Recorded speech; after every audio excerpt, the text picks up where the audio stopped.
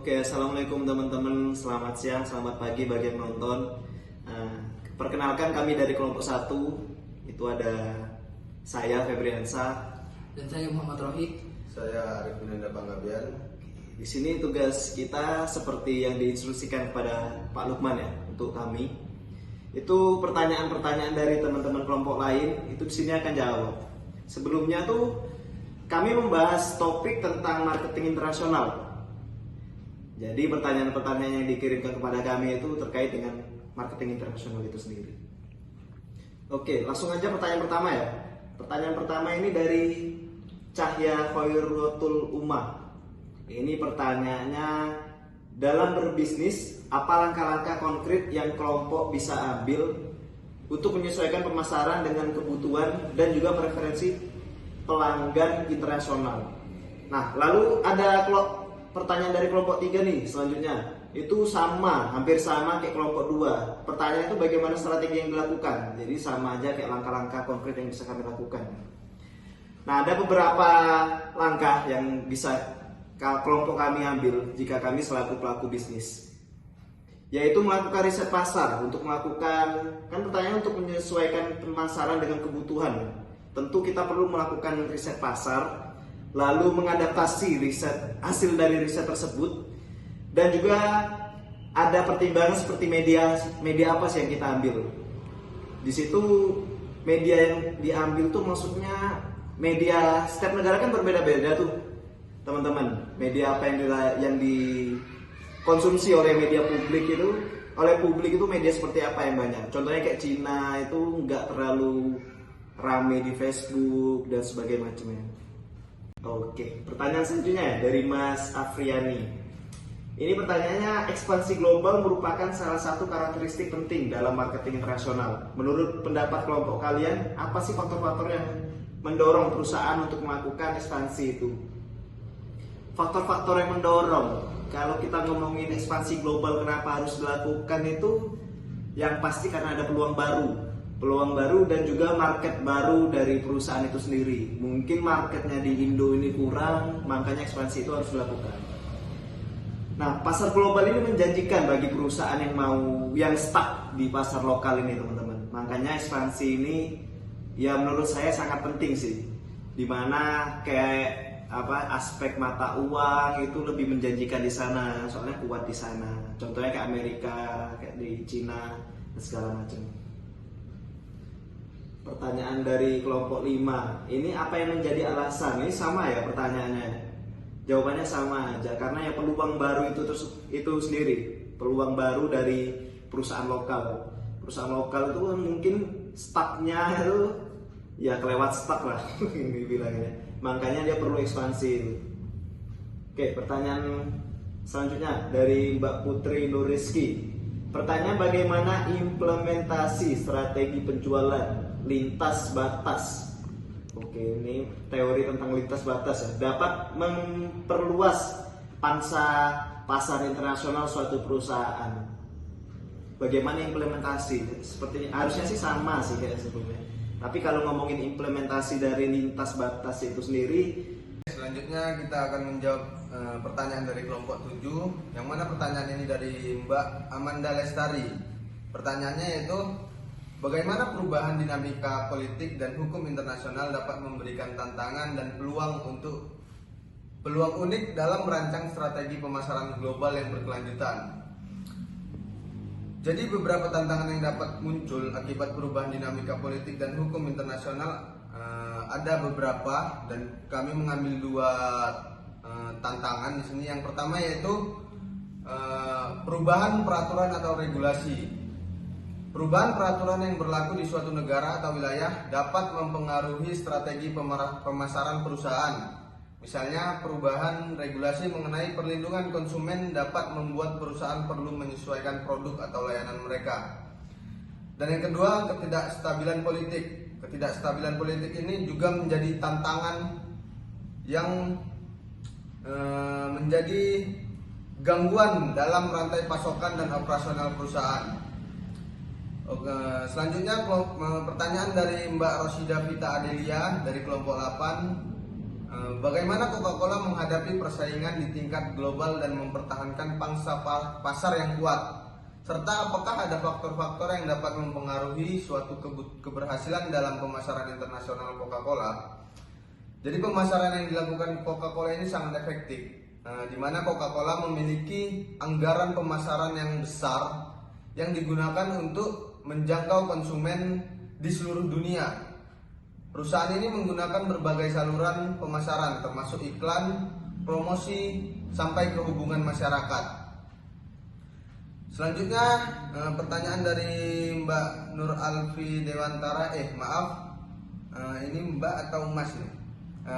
Dari Nur Alfi Dewantara dari kelompok 9, yang mana pertanyaannya, bagaimana perusahaan menyesuaikan strategi pemasaran mereka dengan keberagaman budaya, bahasa, dan preferensi konsumen di pasar global? Jawabannya itu melakukan riset pasar dengan pendekatan kultural untuk memahami budaya lokal dan juga bagaimana perspektif dari target pasar yang dituju. Dan selanjutnya pertanyaan dari Indira Wibowo dari kelompok 10. Konsep marketing nasional memiliki 4 karakteristik, yaitu etnosentris, polisentrik, regiosentrik, dan geosentrik. Dari keempat karakter tersebut, mana yang lebih berpengaruh besar terhadap perusahaan untuk bersaing di pasar global, dan berikan penjelasannya. Baik, dari 4 karakteristik konsep pemasaran internasional, geosentrik adalah yang paling berpengaruh besar terhadap perusahaan untuk bersaing di pasar global. Hal ini dikarenakan geosentrik menekankan pada pentingnya memahami kebutuhan dan preferensi konsumen di pasar global dan menyesuaikan strategi pemasaran dengan kebutuhan tersebut. Pendekatan ini berfokus pada memahami kebutuhan dan preferensi konsumen di pasar global dan menyesuaikan strategi pemasaran dengan kebutuhan tersebut. Pendekatan ini seringkali lebih efektif daripada pendekatan lain karena lebih mampu memenuhi kebutuhan dan preferensi konsumen di pasar global. Oke, selanjutnya pertanyaan dari Koryatul Fadilah dari kelompok 11. Mengenai marketing internasional, menurut kelompok kalian bagaimana cara kita memberikan efektivitas dan digital marketing? Karena cost digital advertising cukup tinggi dan keterbatasan resource kita, dan berikan contoh penerapannya. Jadi cara yang diberikan yaitu fokus terhadap target pasar atau audiens yang lebih spesifik. Contohnya itu sebuah perusahaan produk kecantikan dapat fokus pada saluran media sosial untuk menjangkau target audiensnya, yaitu wanita muda.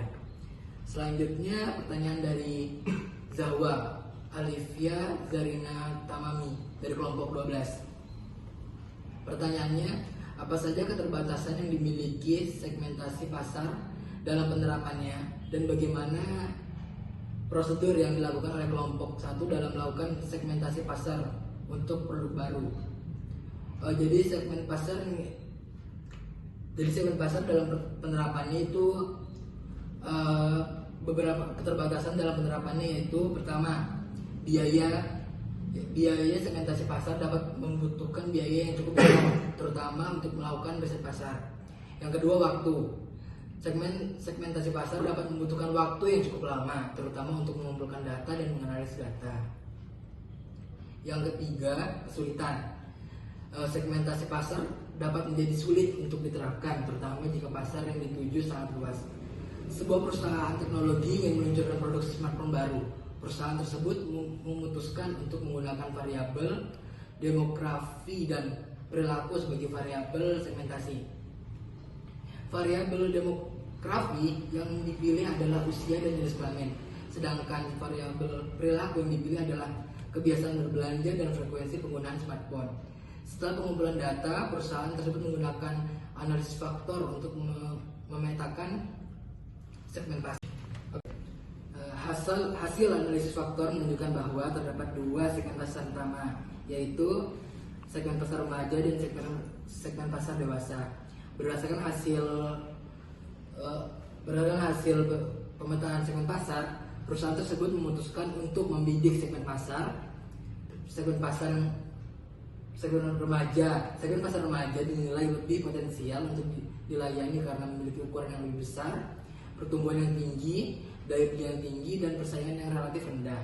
Selanjutnya pertanyaan dari Nur Hasana Prilly Adam dari kelompok 13. Pertanyaannya, dalam konteks globalisasi, bagaimana perusahaan dapat membangun dan memelihara kemitraan strategis dengan pihak lokal untuk memajukan tujuan pemasaran? Untuk konteks perusahaan dalam skala kecil, kita dapat melakukan pendekatan dalam menjangkau kemitraan itu dahulu. Pendekatan yang dilakukan adalah pendekatan bottom up. Adalah pendekatan yang dimulai dari pihak lokal yang memiliki potensi untuk menjadi mitra, kemudian menawarkan kemitraan kepada perusahaan global. Pendekatan ini sering digunakan oleh perusahaan kecil atau menengah yang ingin memasuki pasar global. Nah, untuk menjaga atau memelihara pendekatan tersebut, kita dapat melakukan pendekatan yang lebih spesifik demi keuntungan bersama, dan juga dapat menjangkau aspek-aspek kerjasama lainnya. Pendekatan spesifik yang dimaksud adalah pendekatan kultural. Pendekatan ini dapat kita perdalam dengan memahami budaya dan nilai-nilai lokal lainnya. Yang terakhir, pertanyaan dari Hussein Maulana, kelompok 14. Bagaimana Coca-Cola mengkampanyekan dirinya di negara-negara dengan mayoritas penduduk Muslim? Yaitu dengan cara Coca-Cola menghindari menggunakan citra atau pesan yang dianggap menyinggung atau diskriminatif terhadap umat Muslim. Contohnya, Coca-Cola tidak menampilkan alkohol atau minuman beralkohol dalam iklannya di negara-negara Muslim. Dan hal ini bisa kita tahu sebagai pendekatan inklusif. Oke, mungkin itu aja teman-teman. Kami ucapkan terima kasih kepada dosen, pada Pak Lukman khususnya, dan juga kami minta terima kasih terhadap teman-teman yang udah ngirim pertanyaan. Itu pertanyaannya bagus-bagus ya, terima kasih teman-teman. Mungkin itu aja untuk semester ini. Kami ucapkan terima kasih. Wassalamualaikum warahmatullahi wabarakatuh.